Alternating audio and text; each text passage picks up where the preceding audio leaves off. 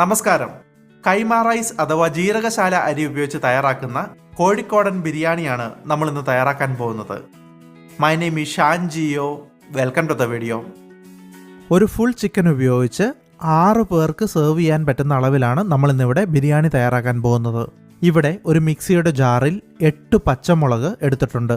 ഇതിലേക്ക് 2 ഇഞ്ച് നീളമുള്ള ഇഞ്ചിയുടെ കഷ്ണം പീസുകളാക്കിയത്, വെളുത്തുള്ളി 12 എണ്ണം, പെരുംജീരകം 1/2 ടീസ്പൂൺ. ഇനി ഈ ഇൻഗ്രീഡിയൻസ് എല്ലാം ഒന്ന് മിക്സിയിൽ വെച്ച് ക്രഷ് ചെയ്തെടുക്കുക. നന്നായിട്ട് അരയ്ക്കേണ്ട ആവശ്യമില്ല, ഒന്ന് ചതച്ചെടുക്കുന്നത് പോലെ ആക്കിയെടുത്താൽ മതിയാവും. ഇടിച്ച് ചതച്ചെടുക്കാനുള്ള സൗകര്യമുണ്ടെങ്കിൽ മിക്സി ഉപയോഗിക്കണമെന്നില്ല. ചതച്ചെടുത്തിട്ടുണ്ട്. ഇനി ഇത് മാറ്റിവെക്കുക. ഇത് 7 ലിറ്റർ കപ്പാസിറ്റിയുള്ള ഒരു നോൺ സ്റ്റിക്ക് പാനാണ്. ഇതിലാണ് ചിക്കനോടൊപ്പം റൈസ് ചേർത്ത് നമ്മൾ ബിരിയാണി ദം ചെയ്തെടുക്കാൻ പോകുന്നത്.